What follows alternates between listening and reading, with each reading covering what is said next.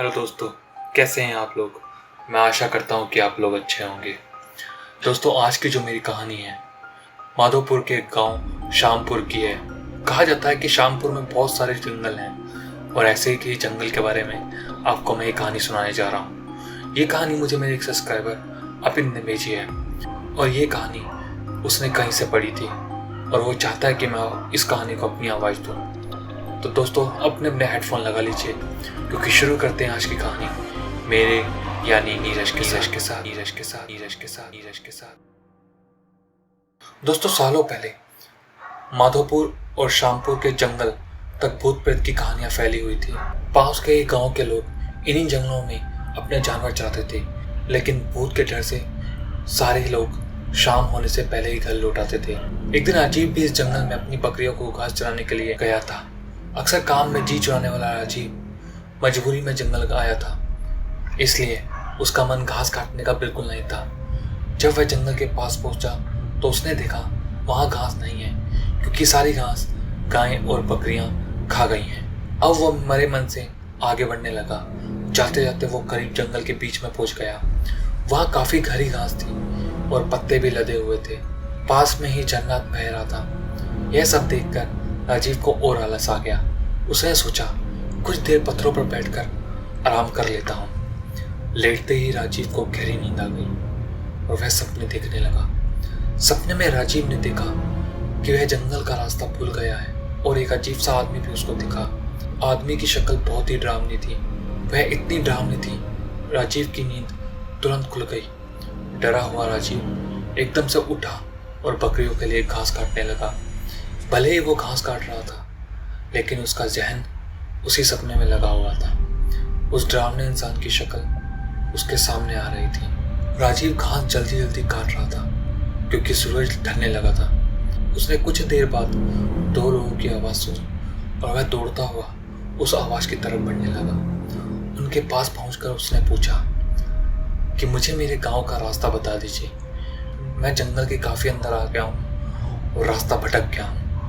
उसकी बात सुनते ही वह दोनों एकदम से गायब हो गए।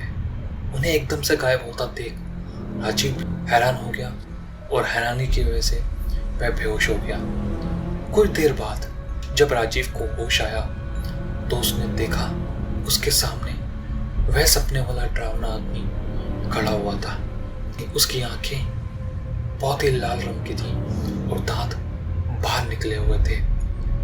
किसी तरह खुद को संभालकर राजीव वहां से पागलों की तरह दौड़ने लगा। उसी वक्त वह एक भालू से टकराया और भालू ने उसे झपट्टा मारा और राजीव को नीचे गिरा दिया।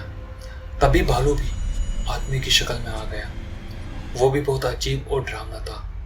हाथ टेढ़े मेढ़े, होंठ कटे हुए और पैर उल्टे। साथ ही साथ उसकी आंखें भी लाल और दांत बाहर। पूरा शरीर कटा पटा था और घने लंबे बाल। इधर जंगल में फंसे राजीव को कुछ समझ नहीं आ रहा था। उसके साथ क्या हो रहा है, वह कहाँ है और वो कैसे घर जाएगा। ये सारे सवाल उसके दिमाग में दौड़ रहे थे और साथ ही उधर उसके घर वाले भी परेशान हो रहे थे। रात के 10 बज चुके थे लेकिन राजीव घर नहीं लौटा था। उसका भाई उसे ढूंढने के लिए जंगल की तरफ निकल गया।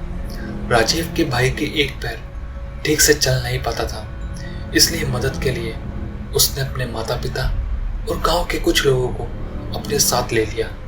जंगल पहुंचने के बाद सबने राजीव के भाई और उसकी माँ और बाप को जंगल से बाहर के हिस्से पे ही रुकने के लिए कहा और खुद गांव के लोग टॉर्च रखी और कुछ हथियार लेकर जंगल के अंदर घुस गए। करीब 3 से 4 घंटे तक सब जंगल के चारों ओर उसे ढूंढा, लेकिन वो कहीं नहीं मिला। बस अब जंगल का अंदरूनी हिस्सा, जो कि बहुत घना और भयानक था, वही बचा था। रात के 4 बज रहे थे, इसलिए सबने सुबह होने का इंतजार किया और कुछ देर के लिए वहीं जंगल में ही बैठ गए। सुबह होते ही सब आगे बढ़े और राजीव की तलाश शुरू करने लगे, लेकिन वो कहीं नहीं मिला। सब थक हार कर अपने अपने घर लौट आए। राजीव किसी एक कोने में भूखा प्यासा तड़प रहा था। उसे इतना भी होश नहीं था कि वो क्या करे। राजीव का परिवार 3 दिन से उसकी याद में परेशान था। राजीव के भाई ने मन में हुआ कि वो पक्का कहीं मुसीबत में है। अब मुझे भगवान को याद करना ही चाहिए। उसने तुरंत ही नीम के पेड़ के नीचे गड्ढा खोदा और भाई लौटेगा कहते कहते किसी तरह उसने गड्ढे को खोद लिया। अब रोज सुबह वह उस गड्ढे में दूध और जल चढ़ाता था। उसका मानना था कि उसके देवता उसी नीम के नीचे रहते हैं और रोज सुबह उसी नीम के पास बैठ जाता और उसे कोई उठाने के लिए आता तो उसे वो धक्का मार देता था। नीम के पेड़ के नीचे बैठकर राजीव का भाई बस यही कहता कि मेरा भाई आएगा, उसे मेरे भगवान लेकर आएंगे। राजीव के ना मिलने पर उसके बड़े भाई की ऐसी हालत देखकर गांव वालों ने एक तांत्रिक को बुलाया। तांत्रिक ने ध्यान लगाया और सबको बताया कि राजीव जिंदा है और वह कल घर आ जाएगा। उसकी मदद करने के लिए खुद भगवान जा रहे हैं। कुछ दिनों बाद राजीव किसी साइकिल पर बैठकर सही सलामत घर लौट आया था। उसका शरीर इतना कमजोर हो गया था कि उसको तुरंत ही अस्पताल में भर्ती करना पड़ा। करीब 3 से 4 दिन तक उसकी तबीयत ठीक हो गई। अब राजीव के भाई ने पूछा कि तुम्हें क्या हुआ था, किस तरह से तुम बचे। राजीव ने बताया कि उसे जंगल में भूतों ने घेर रखा था। वो ऐसे खतरनाक दिखते थे कि याद करते ही डर लगता है। आवाज़ें भी इतनी अजीब अजीब से निकालते थे। मेरे चारों तरफ नाचते रहते थे। मुझे लगता था मैं कभी बच नहीं पाऊंगा उन भूतों से, लेकिन भगवान से खुद को बचाने की मिन्नतें करता रहता था। तभी ऐसा लगा मानो भगवान ने मेरी पुकार सुन ली। उस दिन घोड़े के पैरों की आहट और हिनहिनाने की आवाजें आने लगी। सभी भूत सुनकर शांत हो गए थे। घोड़े पर एक आदमी सवार था जिसके हाथों में तलवार थी। उसे देखते ही सारे भूत भागने लगे। वो अपनी तलवार से एक एक करके भूत को मार रहा था और आगे बढ़ रहा था। फिर घुड़सवार ने मेरी तरफ देखा और कहा, मैं तुम्हारे लिए आया हूँ, अब तुम्हें चिंता करने की कोई जरूरत नहीं। सुबह होते ही तुम्हें कोई ना कोई लेने आ जाएगा।